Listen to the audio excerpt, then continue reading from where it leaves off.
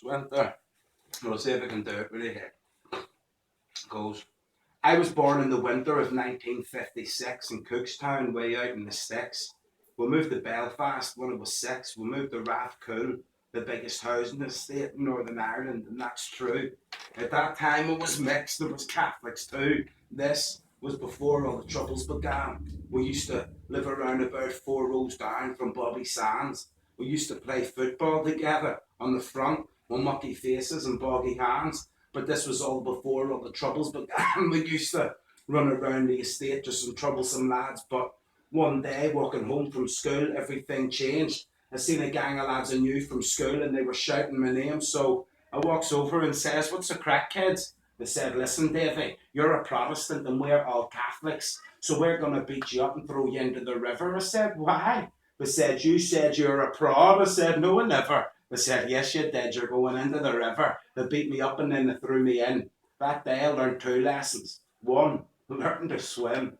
2, don't play with Catholics. They're bad news. And that's how it was from that day forward in Rathcoole. 1972, we were only kids, but we had hardened minds. Back then I thought the smartest thing for me to do was join the tartan gangs. We would set upon them. At first we would smash their windies. Later we would petrol bomb them. We would burn them out of their homes. Some people would say we lived the wrong life. I spent my 18th birthday as a political prisoner, locked up in Long Cash. I got released, but the same week I was out planting bombs and robbing banks, while at the same time trying to live a modest life.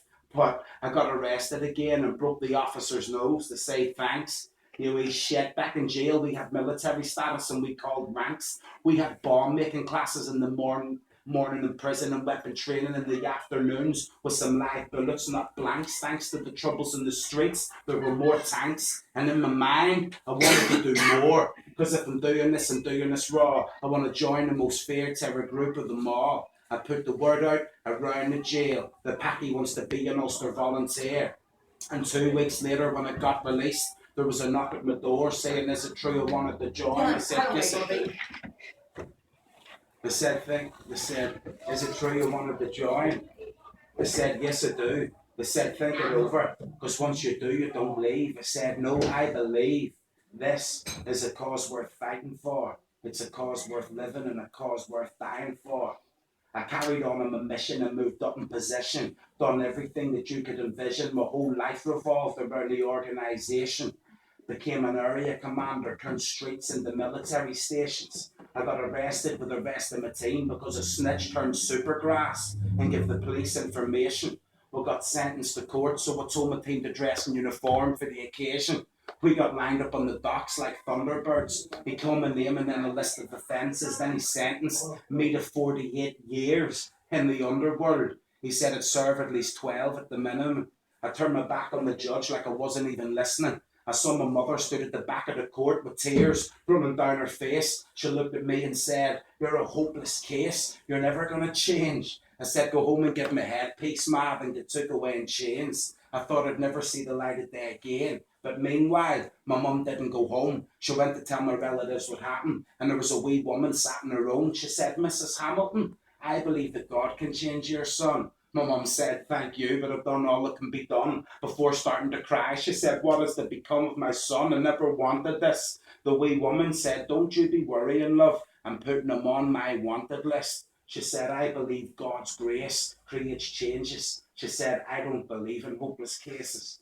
She said, "I don't believe in hopeless cases." Listen, a few years went by and I was sat in my cell thinking about life and how I'm trapped in hell. I saw a piece of paper lay in my bed.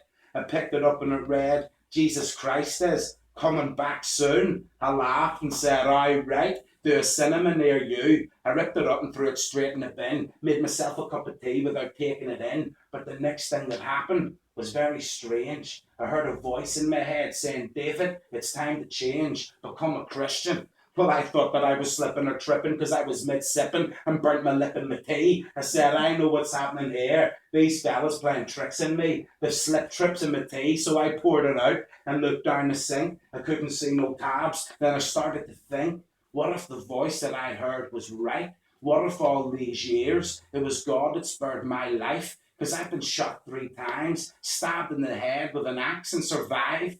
I've been blown up in a bomb. There's been many attempts in my life. The fact I'm even alive is a reason to believe in the divine. I realized I was deceived in the mind. So I got down on my knees and I started to cry. I asked the Lord for forgiveness. I said, Lord, let me be your witness. Please rid me of the bigotry and leave me sinless. Let me spread your word. I'll go about your heavenly business. Please change my life. Let me live this. And from that minute on, I felt freedom in my soul, even though I was in prison. You know, and that's a cause worth living for.